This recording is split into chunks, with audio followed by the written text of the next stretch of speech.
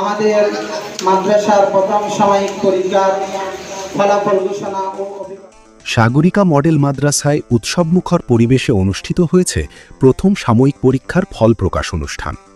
অনুষ্ঠানে উপস্থিত ছিলেন মাদ্রাসার পরিচালক, শিক্ষকবৃন্দ, শিক্ষার্থী ও অভিভাবকগণ।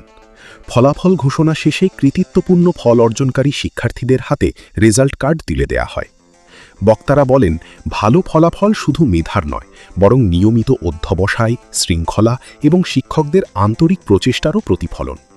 তারা শিক্ষার্থীদের ভবিষ্যতে আরও ভালো ফল অর্জনের জন্য মনোযোগ ও পরিশ্রমের সঙ্গে পড়াশোনা চালিয়ে যাওয়ার আহ্বান জানান।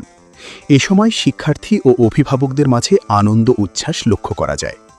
এমন আয়োজন শিক্ষার্থীদের মধ্যে প্রতিযোগিতামূলক মনোভাব সৃষ্টি করে এবং তাদের শিক্ষাজীবনে নতুন উদ্দীপনা যোগায়।